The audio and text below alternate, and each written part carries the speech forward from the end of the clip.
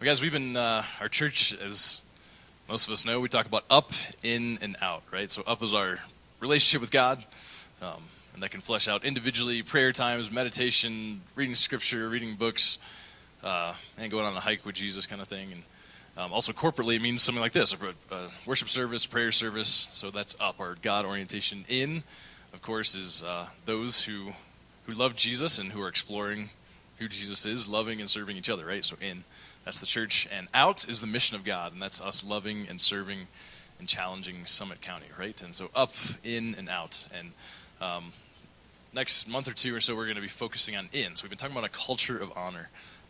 You guys, our church is at a really beautiful and crucial point in our growth. I joke and sort of not joke that our church is about a year and a half old, and to some degree, sometimes we act like we're a year and a half old kind of person, and so anthropomorphically, like that anthropomorphically. No. All right, thank you. I worked on that for like 3 hours just to get that word down, so that's good. But we're growing, and one of the beautiful things we want to do is create a culture of honor, and that's just really honoring each other. It's through actions, it's through words, and so we are becoming a card-writing church. You just see my wife, it was so cute. My wife is many things. I mean, she's beautiful, she's bold, she's strong, cute. That's just. But last night she was cute. It was a. And so she bought these cards, and they were different animals that high-fived each other. Like, it was a pop-up card, and some of you got those today. And she was just like tears were streaming down her face. And she's like, it's like a unicorn and a horse, and they're giving each other a high five, and she just thought that was the greatest thing ever. But, which it kind of is. So, we're at a crucial place, which is beautiful. That basically whatever culture that we create with our church, that's what people are going to feel. That's what they're going to experience when they come in. That's what's going to happen. And God told us years ago that this church plant, Elements Church, is not just about Summit County. It's about something, it's bigger than us. It's bigger than Leila and I. It's bigger than Elements Church. It's bigger than Summit County. But that we're supposed to change the world. And so if you're a part of Elements Church, congratulations. You are part of a world-changing organism, a family, a group of people who love each other. And so, guys, we are awesome, and we're changing the world. And I don't know how big our church will ever be. I don't know if we'll have to do 2 or 3 services and we'll have 100 people in each service. I don't know, but God told us early on we're going to send more than we gather, right? And so the objective is not to be a 1,000-person church, although that would be beautiful. That'd be awesome. Obviously, we want people to know God here in Summit County, experience love and grace and mercy and challenge. But we're going to send a lot of people out. And so Sam and Casey, you guys are part of that, just kind of being sent out. Hopefully, we believe you learned some great lessons and experiences here, and I mean, we're kind of awesome, so I don't know how you wouldn't have, but so we bless you guys and go change the world from here. So for a minute, I just want to talk about like who we are as a church, Elements Church. So who is Elements Church? And one of the things that we do is the objective is not to be different than other churches. We're not trying, as Leila and I travel and speak, and we talk on the things that we do here, and just our experiences over the last 8 years. Like I've said many times, there's been tremendous experimentation, epic failure, and a little bit of success, and we've changed, and we've seen a lot of lives changed. And we go, and people say, man, you guys are like revolutionary. This is such a new teaching, if you will. I've never heard this before. And I guess the thing is, like, what we do here at Elements, it's not new, and it's not even old. In fact, it's ancient, right? And so we are looking at the New Testament. We're looking at the life of Christ. We're saying, okay, how can we be like that? Because they had some pretty awesome stuff going on. I mean, lives were being changed. People were being healed. Communities were being radically changed by the power of God. Like, how do we be like that? And so the idea is we're not reactionary. We're not saying, we don't look at churches and say, okay, we don't want to do that. We say, God, who do you want us to be? What do you want us to do? And in our personal lives and our huddles and our one-on-ones, we always ask, what's God saying to us? What are we going to do about it? And so we also, our leaders ask that as a church. God, what are you saying to us? What are we going to do about it? And so, we just have a very different culture here, which is beautiful. I have been to a lot of churches, and Leila and I have been on staff at several, and some of the things that we do different, not because we want to be different, but because we want to follow Scripture, I think we truly are beginning to honor each other a lot, that The idea is eventually, say 6 or 12 months from now, I hope a new person shows up and within 3.5 seconds, they're just complimenting people and they don't know why. I don't know why I'm saying nice things about you, but I feel that I should. Just because our culture will be that thick. One thing that we do is I think we do a really good job of what I would call biblical confrontation. If we have, if I can use the F word, we are a family, right? So that's an F word to a lot of people here in Summit County. A lot of people are escaping family and expectations and negative things, and I believe that we are a healthy family. If you don't like that word, just use the word community. Just in my mind, substitute. Hear that. We confront each other, and so if someone has hurt us, what do? We first give that person the benefit of the doubt, right? Well, they probably didn't mean to hurt me, but then also we just don't lay it there, but we go and talk to the person and say, hey man, you said something the other day, or you didn't do something, or you did do something, and I'm just a little hurt. Can we talk about it? And I think that's one of the most beautiful things that just does not exist in other churches. It's just not there. And so the fact that we can be family, and family fights, right? Family has conflict. My wife likes to say there is no relationship without conflict. So sometimes my wife will just create conflict just to see how much of a family we are, right? So the idea is, but it's true. We talk about the square. If you guys are familiar with the square, everything we talk about is shapes, and so that kind of D1, the infatuation, right? The infatuation period, whether it's a new friend or it's a new bike or whatever it is, or it's a significant other. There's always that infatuation period. And at some point, we come to D2, and that's where you hit that disappointment and that disillusionment. Wow, this person is not as perfect as I thought they were. They actually have flaws. They actually mess up. They, put the toilet paper on the wrong way. It's supposed to come over the top, not under the top. Everyone knows that. There's so many YouTube videos out there, but it's just common knowledge. It's over the top, right? So I think that we do that well. I think that we love each other enough to say, hey man, can we talk? So first, we give each other the benefit of the doubt. Secondly, we confront. Another thing that we do, and this is a dangerous one, especially if you're new here joining us tonight. This might sound weird or perhaps cultish, but we confess sin to each other. We confess sin, and there's something so beautiful. I didn't have time tonight, so you'll just have to take my word, or just feel free to Google, confession and mental health, and just see the article after article, published journal after published journal that says this is right. It's a good thing to confess things. It's a good thing to be healed. James 5, we'll get to later, says, confess your sins so that you can be healed. And that's not just physical healing, that's emotional healing. The fact that when we do something wrong, we can go to someone and say, man, I really screwed up, and I just need to talk to somebody about that. We are not, we don't necessarily follow the Catholic system of, the bench and the grates or whatever they call it. We don't do that, but the idea, and we are not mediators. There's no one that stands between you and Christ. Lyle and I, as your pastors, you don't have to confess sin to us, and then we tell Jesus. They're like, okay, well, do this, or give this much money, or say this many things, and then you're okay. That's not the idea. That we have direct access to God, but there's something so healthy, and it's backed up by very, very strong psychological studies and background that says confessing things is a beautiful thing, and it brings healing to us. And so we do that. We honor each other. We confront each other. We confess to each other. We serve each other. We do a lot of things for each other. And that's beautiful. And so that's who we are. And unfortunately, I look forward to the day when that's just normal, when every church in America does that. But right now, we are sort of the unicorn in that, right? So, I just went to my home church about a month or so ago, and I got to talk there, and it's just amazing how these things don't happen. People don't talk to each other. And they're good people, but they don't talk. They don't confess. If someone offends them, they just bury it in their soul until they end up, slashing their tires 7 years later. So guys, I think we have a beautiful culture of loving and serving each other. So tonight we're talking about the one another's. So I'm going to read this. It's going to take a few minutes here. And so if you have a sheet, and here's what I'd like you guys to do with this. Lyle and I are going to do this. There are 59 or so one another's, depending on your translation and who comes up with the list. Or essentially in the Greek, it's something similar to one another. And so we're going to read this, and I would encourage you, put this on your refrigerator, put this in your Bible, put this in your journal, put this wherever you go. Matt, I would highly recommend that you put this right next to your toilet, man. I think there's, God's on his throne, and you're on your throne, and there's just a connection there, so this is going to happen. So I would just wherever you spend the most time in life, just, put this there. And let's ask each other, are we doing this? Are we doing these one another things? So we're going to read it here. Feel free to look at the screen or look at the sheet. So, number 1, be at peace with one another. Wash one another's feet. Love one another. Love one another. Love one another. Love one another. Love one another. Be devoted to one another in brotherly love. Honor one another above yourselves. Live in harmony with one another. Love one another. Stop passing judgment on one another. Accept one another, then just as Christ accepted you. Instruct one another. Greet one another with a holy kiss. When you come to eat, wait for each other. Have equal concern for each other. Greet one another with a holy kiss. Greet one another with a holy kiss. Serve one another in love.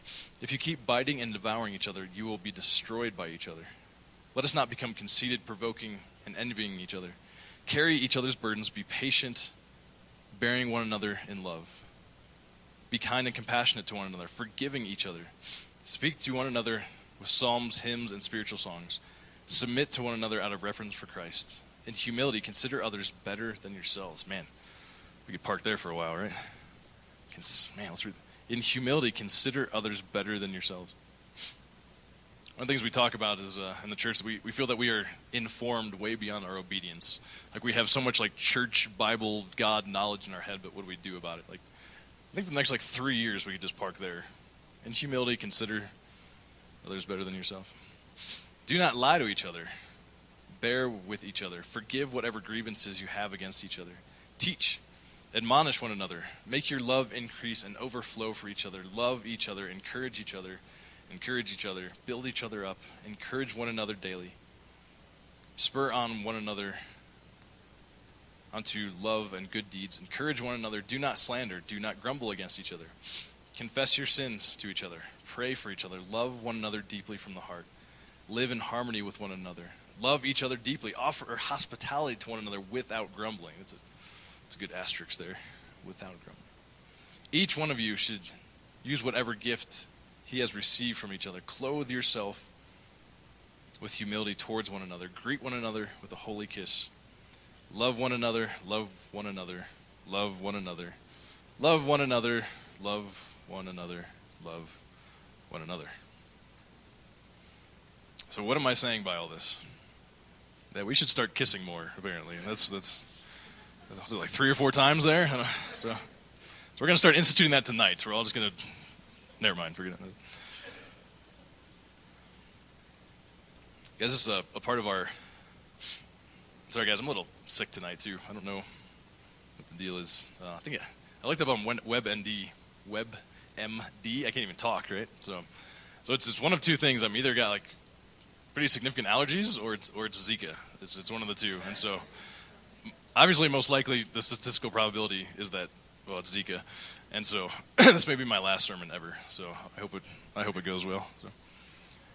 And I took a lot of medicines. That wasn't good either. But, so our culture, what kind of culture do we have? When we go through these 59 things, other than the kissing, are we doing these things?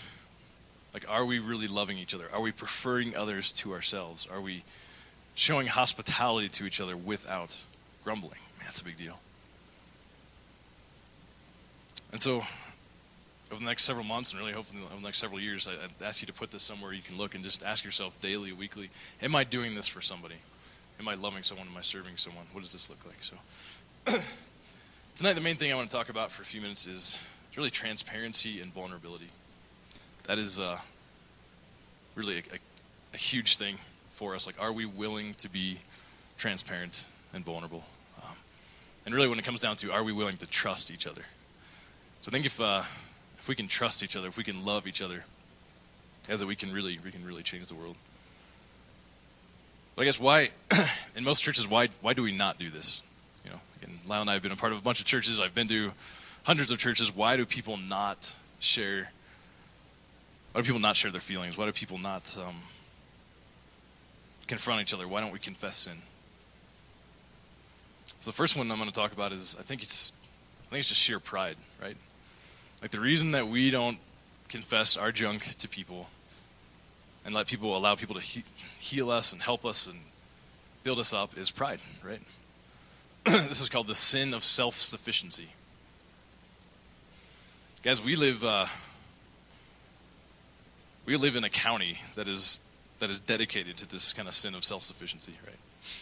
I'm going to throw it out there if you have any phrase. So usually before someone ends up in a hospital from a ski run or mountain bike accident or snowboarding, whatever, what would you guess, like the top 3 things that are said right before that happens? Anybody? I got this. Yeah, that's... Anybody else? Any ideas? Check this out. Send it. So I came up with what I believe are the top 3 worst things to say. So for you stats people out there, I think this is not just like, there's not just a high correlation. I think it's actual causal. Yeah. So for both of you that understood that, like I'm going there. I think it's like a 0.99 correlation. Like this actually, it's because you say these things you get hurt. So where we got here? Course one. No worries. No worries, man. You're about to hit a chute. No worries. I got this. That's my, and then my personal favorite. What could possibly go wrong, right? And you are guaranteed to end up in the orthopedics unit if you combine the 3. Dude, no worries. I got this. What could possibly go wrong? I mean, you have a good chance of losing limbs at that point. And from what I understand, we have one of the best like orthopedic places like in the nation. Right?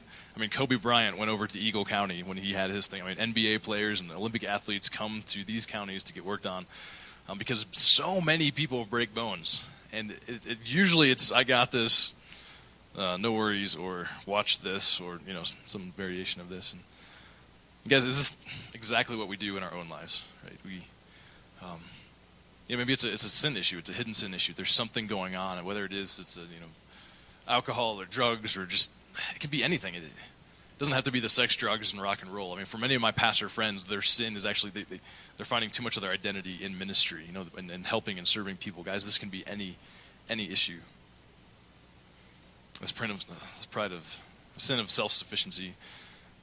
It's about I think like 8 years ago or so. Leila and I, we went on about once a year we go visit her family, which is usually okay. There's 5 girls, and so if you can imagine my wife being the meekest one, right? If you know me, just like most docile, most calm, and so it goes up exponentially from there. And so it's so her sisters are they're something. They're something. They're all brilliant and they're educated, and Harvard, Yale, UPenn, Emory, just PhDs, MDs, MBAs. I mean, just they're outrageous people.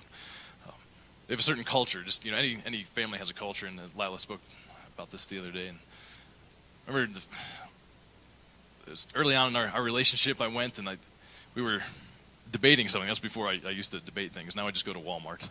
Anytime we're with the family, I just immediately head to Walmart. Someone's like, hey, we need I got it. And I'll, I don't even know what they need yet, but I am on my way to Walmart just to kind of get out of the intensity, and God forbid someone turn on like MSNBC or Fox News, and then just like a nuclear bomb goes off, and then just...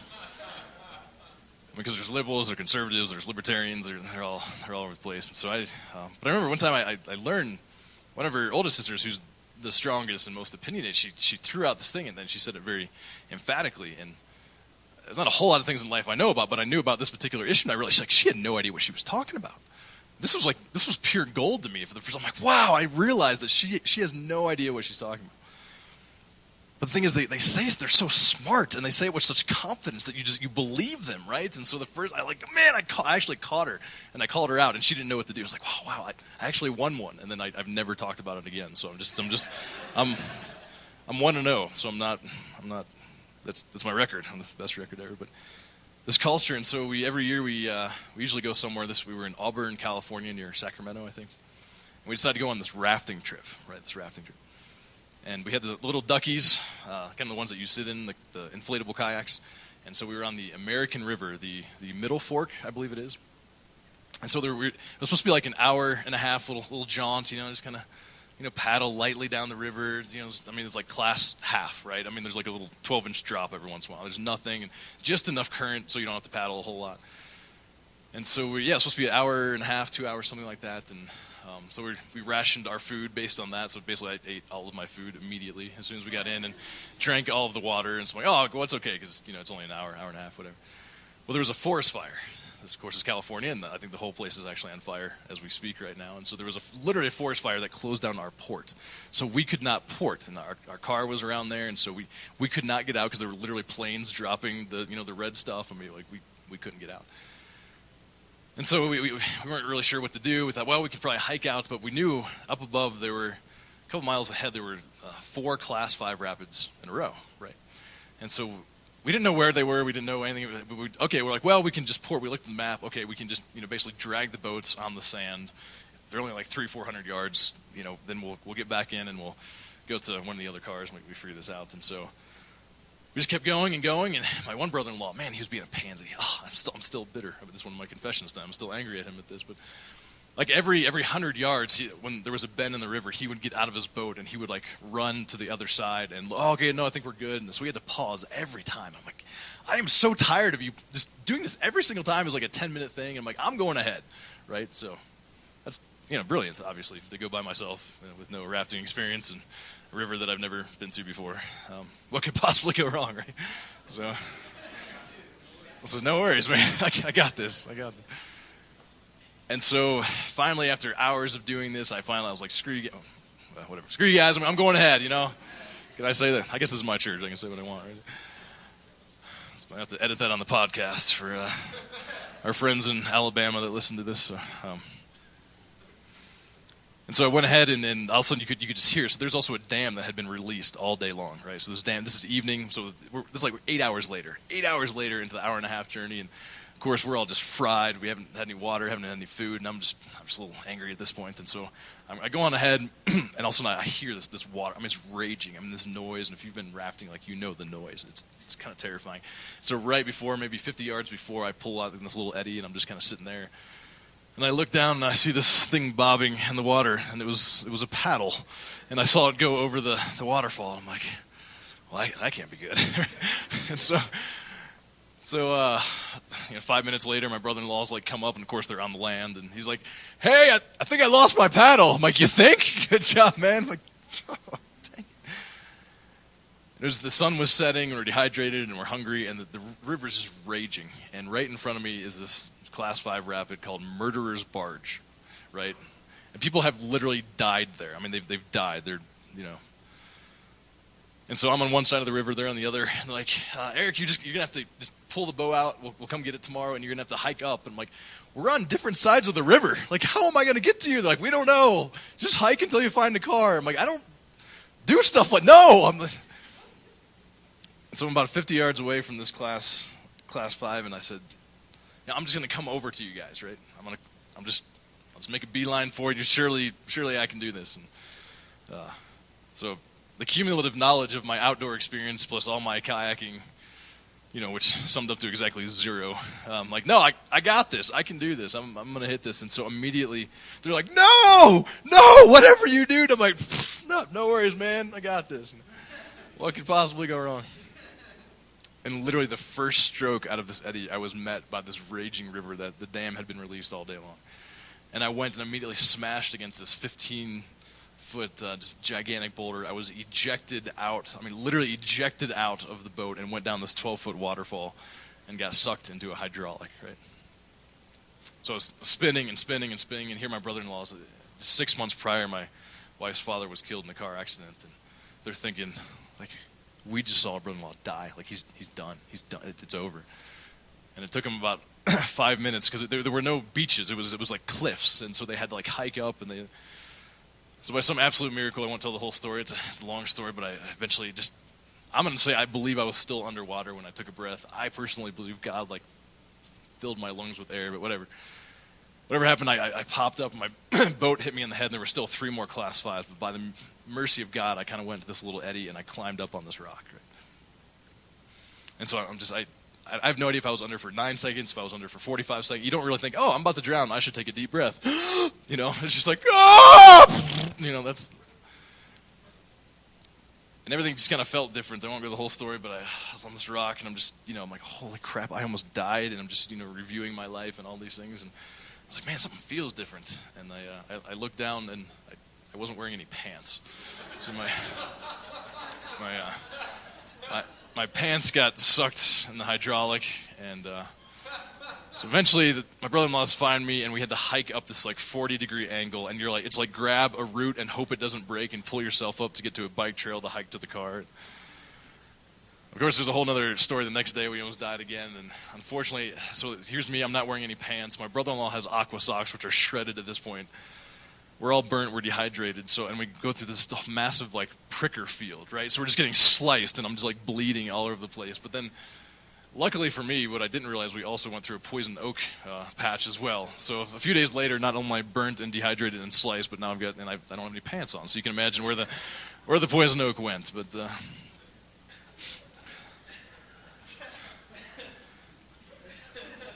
guys, the point is this idea of like I got this, right?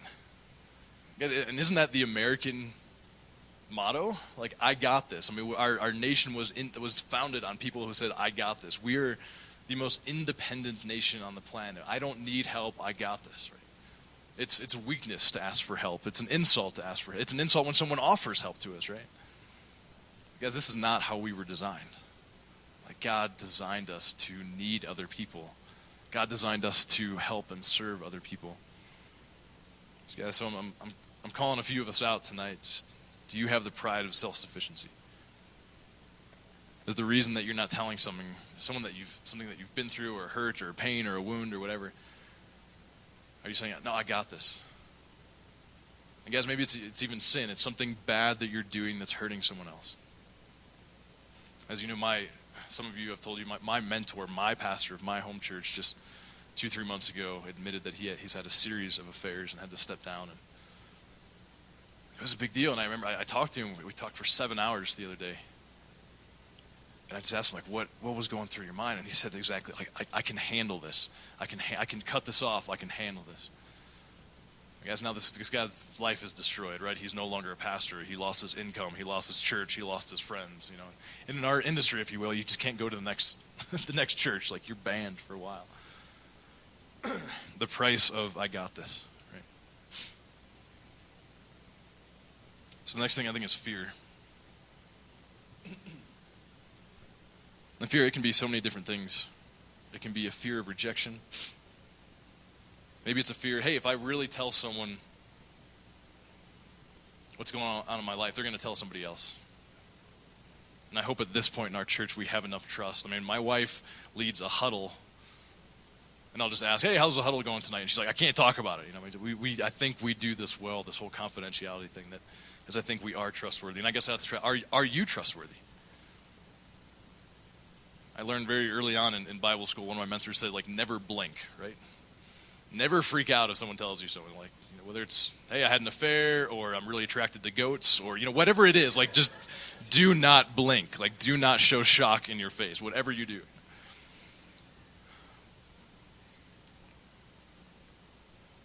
Here's one of the big fears. If I show you who I really am, you won't love me anymore, right? If I show you who I really am, will you love me? And how many of us I know that I've thought that, man, if people really knew the dark thoughts in my head, if people really knew, what would people actually think about me? That's one of the challenges tonight is to get over that. To trust, to experiment with this. Can we trust each other? Can we love each other?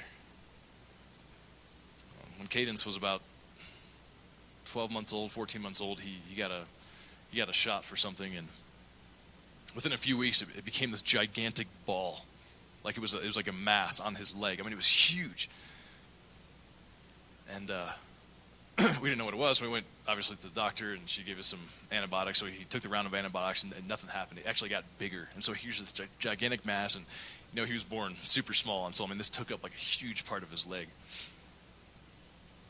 And for a while, we were on the antibiotics, and we were trying that, and we.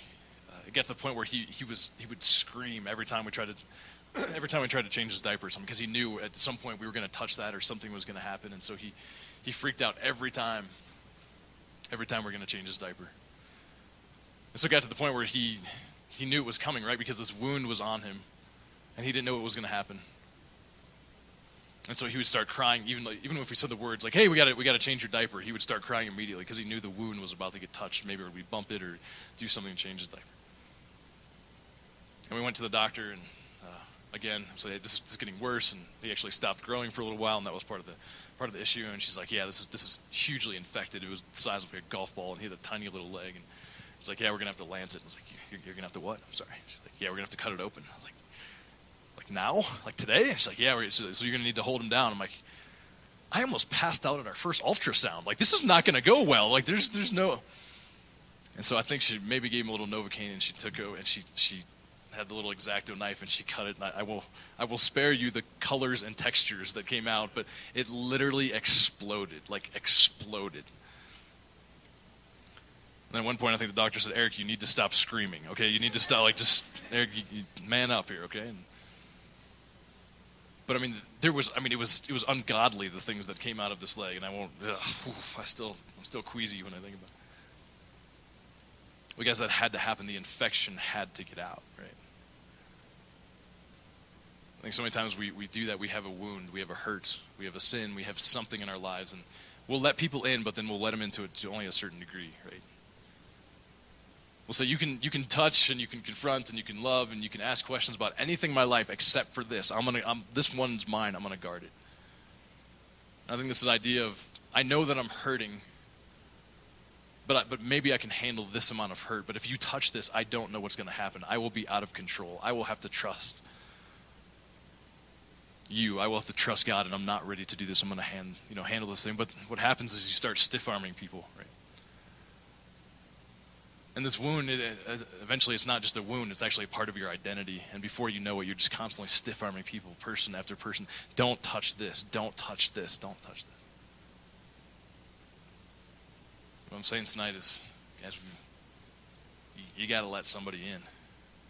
You got to let God in. You got to let another human being in. God, I just need to. And maybe it's an abuse that you suffered. Maybe it's something that you were legitimately victimized. Maybe it's something that you did to somebody else. Maybe it's some wound, it's some pain, and you've been guarding this thing for years. If you would have asked my son if he could have communicated effective verbally during that time, he would have said, no, whatever you do not take a knife to this and lance this thing and make it explode all over the place. He would have hated that, right? Because at least he knew the pain that he was in and he could maybe handle that. But the pain of you taking a knife to this thing, guys, I believe that the Holy Spirit kind of wants to take a knife to you tonight a little bit and cut that wound and let the pressure release, let the sin out, let the abuse out, let the hurt out. And you need to talk to someone. You need to talk to, as we say, Jesus with skin and another human being, right?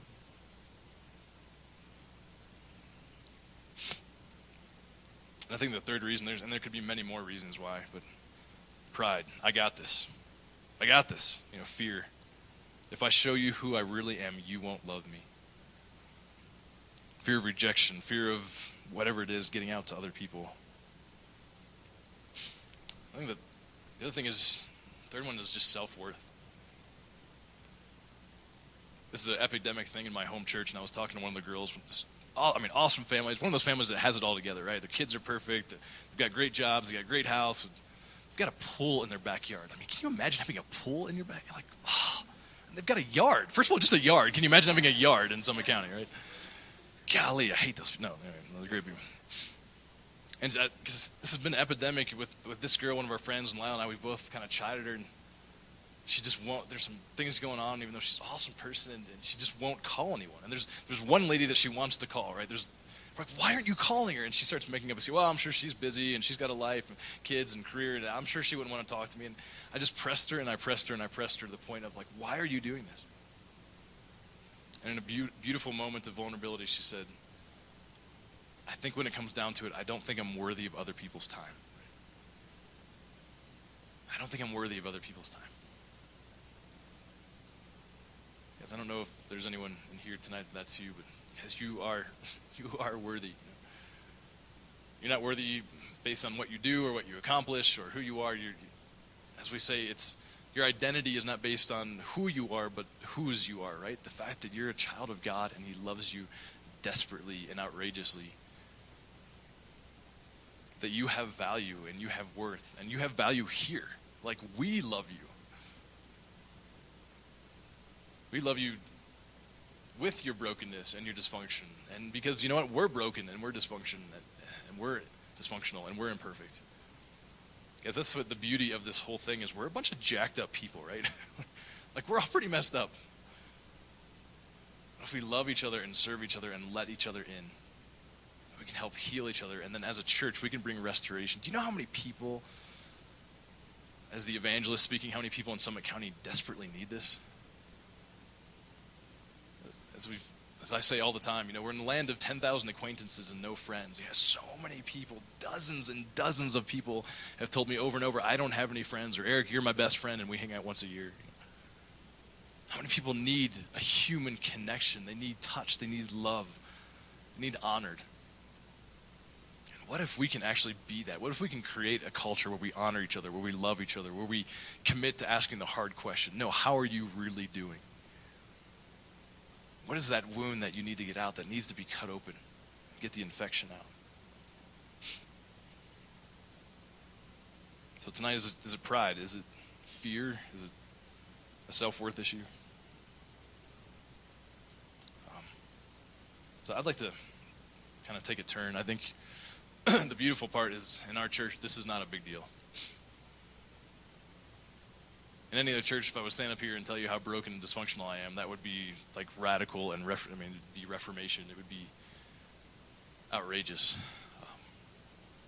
And a lot of times we do this in our huddles, we do this on our one-on-ones, we do confess sin, we do lovingly confront each other, we do hold each other accountable, we do serve and honor each other. But one thing that Leila and I, there were a lot of late night discussions, before we had, signs and a building and a lumber sexual worship leader, and before what do we want? What do we want Elements Church to be? And one of the things that we talked about is authenticity and transparency, even to the point of vulnerability. And I'm not a clinician by any means, but I believe that there's even a difference in the Ojala definition, the Eric definition, between transparency and vulnerability. And I would say transparency is maybe something that I went through, right? Hey, a year ago, Leila and I had a really rough patch, and here, we worked through it, and we're doing really well. But my definition of vulnerability, it's something that can actually be used against you. That someone could take this and actually wound you with it. And I'm not saying that we should announce our issues and dysfunctions to the world and go on one man's junk and say, hey, here's how broken I am. That'd probably be a really bad idea, actually. There's a lot of angry people out there. But we decided that we want to have a church that's one of the core values of several, that we want to be transparent and vulnerable. And, that starts with us. If we're not transparent, if we're not vulnerable, then is anybody else going to be? I didn't ask the person's permission, I won't say, but it was a huge compliment when we started the huddle. One of my huddle mates, that sounds really weird, one of the dudes in the dude group, is that better? After we were there for about a month, said, hey, I'm really, how I remember it anyways, I really enjoy this, and I was wondering, okay, you're a pastor, what level are we going to get to? Are you going to be transparent? Are you going to be vulnerable? Or is this going to be just another Bible study kind of thing? And he complimented me on our vulnerability. So tonight, just for a few minutes, and we'll close. I want to talk to you about some of the stuff that I've been going through. So some of you know that I took basically June and July sort of off from church, and I was just going through my own personal issues and some brokenness of my own. And I was very tired. I got very, very, very tired. And guys, I'm a huge extrovert. I love people. I love being around people. I've often said if this church plant doesn't work out, I'm most likely going to start a cult, right? Just so I can be with people all the time. We're going to get firearms and sister wives and all kinds of stuff, just so I can be with people constantly. That's my fallback plan. So I love people, but I started to not like people. And in my 37 years on this planet, that's never happened before. And I was like, okay, something's not right. If I don't like people, because I always like people. And I like very broken, dysfunctional. I mean, I like the worst. I like the best. I like people. And so I thought, Leila and I talked about it. She said, yeah, you really need what's called a sabbatical. And if you're familiar with that term. And so I was like, yeah, let's do that. And I thought what was going to happen, potentially, is I was going to just take some time off and just rest, right? Well, it turned out having 3 kids at home during the summer wasn't extremely restful, but But I thought, okay, if I just take some time off, I need to rest. But it turns out that that really wasn't the issue. I mean, maybe that was part of the issue, but there were some other things going on. And through a series of miracles, Leila and I went to a 8-day counseling retreat. Woo! That sounds awesome, doesn't it? It's like counseling retreat, root canal, counseling retreat. Like, I'd probably choose the counseling retreat, but the fact that I would actually think about it for a few minutes, that tells you how much I was looking forward to this. I remember on the way, we were driving to this thing. I was like, "This is a terrible idea. This is a terrible idea." The thing is, this thing was it was $5,200, $5,200, and by some miracle, other people offered to pay for the entire thing for us, right? I think we paid $500. So we paid less than 10%, and then like a unicorn came out of nowhere and watched our kids for 8 days. I mean, it was just like God had set this up that you are supposed to go and figure out how jacked up you are for 8 days. And I remember we're driving, I'm like, Leila, I'm sorry, this is going to be a complete waste of time. Not that the counselors suck or that the program's not going to work, but I'm not going to work the program. Somehow I'm going to be the person that screws it up. And so we're driving because we were going to go to the Dominican Republic. We could be sitting on a beach right now. We could be hanging out, and yet at least we'd have like 7 or 8 days of fun. And here, this is going to be 7 or 8 days of like talking about my mother, like literally talking about my mother. Right? So we went, and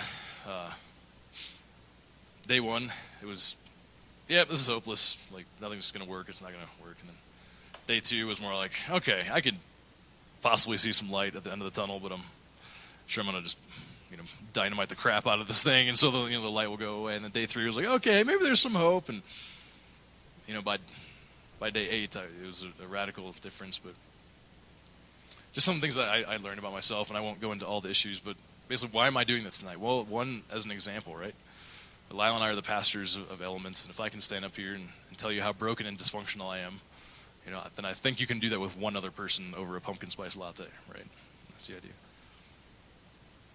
But we got there, and for day one, we just, they're like, all right, just tell us your story. So there were 5 of us. It was group. So there was group counseling, individual counseling, and like couples counseling. So there was like 34 hours of counseling. 34 hours of counseling, if you didn't pick that up. So day one, it's like, hey, tell us about your stuff. And I won't go into it. Some of you know our story. We've had a difficult 8 years. It's been, we've lost a lot of death and tragedy and just heartache, and it's not been easy 8 years out here in Summer County. The tide is changing. We have this, and it's beautiful. But and I didn't want to be a victim, so I kind of had my head down. I'm talking about this stuff, and I had like 8 or 9 significant things that have happened in the last several years, and I was like, yeah, but I don't want to be a victim. Everyone's got their own stuff, and the counselor looked at me like with tears in his eyes, like, Eric, any one of those 8 things would have landed you here, and you have 8 of them. Like, okay, all right, we talk about that.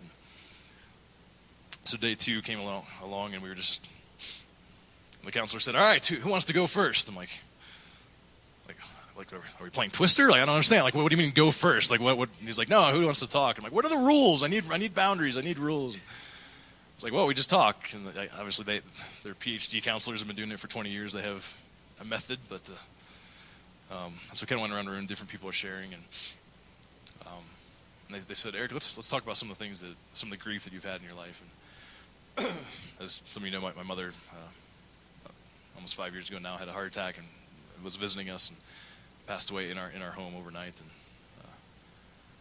And they're like, Eric, have you grieved your mother's death? I'm like, yeah, heck yeah, I've grieved it. Yeah, I've done that. Now, granted, I know much about grieving as I do about kayaking, but I'm sure that I've grieved. I'm confident that I have. And about, I don't know, an eighth of a second in, I start talking about her, and I just uncontrollably just lose it.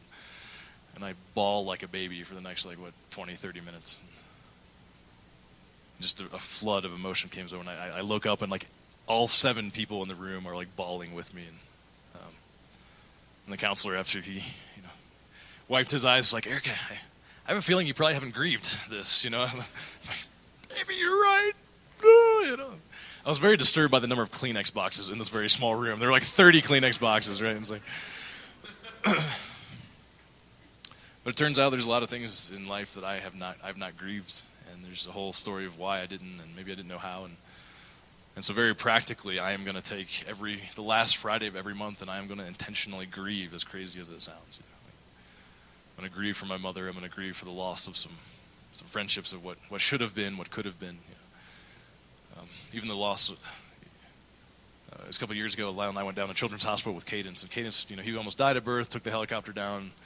A lot of you guys know the story. It was like 2 or 3 years after that event, he had a doctor's appointment, and we were just sitting in the cafeteria, and I'd start like bawling, and I'm like, why am I crying? And I just realized even though our son was healthy, even though he was okay, like what could have been, So even things like that, I need to go to Children's Hospital and just look at some pictures and just grieve that our son almost died. Some relationships. Also learned about shame. Apparently I have a huge shame narrative, and I won't talk about this long, but that's a pretty big deal in my life that that one's going to take a little while. So for instance, when Leila says, Eric, I think the dishwasher is not working effectively, what my wife does not mean is, Eric, you are a worthless piece of crap. I hate you, and I regret the day that I married you. What she means is, Eric, I think the dishwasher is not working effectively. So, but there's just this shame that was kind of built into me from childhood of the filter. That's going to be a long one. And really need to establish new neural pathways. So there's that. So there's the next 4 years of my life. And I won't go into it long because we're running long, but the whole just identity issue, For so long, I found my identity in what I do and what do I accomplish. One of the things that the counselor said, he's like, Eric, what would you think about someone who treated someone the way that you treat yourself? It's like, probably a restraining order would be in order at that point. Like, I am so hard on myself, like inappropriate. I would be so angry if anyone was as hard on me as I am hard on you as I am on myself. To give myself grace and to find my identity and like, God, you love me. My identity should be there. It's not in what I do. It's not in who I am. It's not what I accomplish. But it's because I'm your kid, right? And so there's grief and there's shame, and there's identity, and so I've got a lot of homework to do. A lot of homework to do for the next several years, or probably for the rest of my life. But you guys, in closing here, what kind of culture do we have? This is not dependent on Leila and myself. This is us. This is an us thing. Like, do we honor each other? Do we trust each other enough with that wound, that one that we've never told anybody else? Do we trust each other enough with that? Do we say, I got this, or can we say, no, I need you, right? What's the opposite of I got this? No, I need somebody. What's the opposite of fear? I would say is trust, right? Can we trust each other? And the self-worth. No, I'm cared about. I'm loved. I am worthy of someone's time and attention. So tonight, I just want to do my own way, kind of be an example of that. This is one thing that I don't think we do, and I pray that we never do, but this whole idea of, hey, I'm here if you need me, right? I'm going to challenge you and beg you, and not that I have authority in your life to tell you, but can we never say those words in the history of the universe in Elements Church? I'm here if you need me. Hey, give me a call. Hey, I'm here. But can we actively pursue people and ask hard questions? Dude, I love you. I care about you. I've been praying for you the last 3 days. What's going on? How are you really? How are you really, really doing? So I've got a small challenge. I know some of us do this in huddles and one-on-ones in different environments, but guys, if there's that thing in your life, I'm asking you in the next 7 days, make a phone call to somebody. Make a phone call to somebody here, hopefully here, maybe. Say, man, there's something I need to tell you. There's a wound, there's a hurt, there's a abuse, or there's a sin even. Can we start confessing each other? Guys, there's so much biblical and psychological data of that infection getting out, and then it can start healing. But when we just keep it in, man. I read a fascinating study, I won't go into all of it, but basically if people give partial confessions, their psychological status, if you will, is even more unhealthy than if they give a full confession. It's this idea of, I'll tell you part, but I'm not going to tell you all of it. And people are more unhealthy when they do that. So can we call someone and say, hey, I just need to talk to you? Can we also call someone and say, hey, is there anything that you want to talk about? Can we have a proactive culture in our church? Not of, I'm here if you need me. Let's not ever say those words again. But, man, I am here. And I'm going to violently pursue you and stalk you until, and buy you Nazawa so we can hang out and spend the time together. So guys, let's lay down the pride, let's lay down the fear, and let's understand our worth. Right? Worship team, if you would come up while we... Let's pray for a minute. If you feel comfortable, you can bow your heads or close your eyes. Jesus, you're awesome. And you realize, Lord, and you made us that we would not just need you, God, that as crazy as it sounds, and as much as you are, that you, in some ways, are kind of not enough. We actually need Jesus with skin in, that we need people in our lives to love us, to lovingly confront us, not just to buy us another beer, not just to give us another hit, but Lord, to actually love us enough to say the hard things. Not just to say the hard things, but to say, I'm committed to walk you through this hard area of your life. Lord, help us to repent for pride. I got this.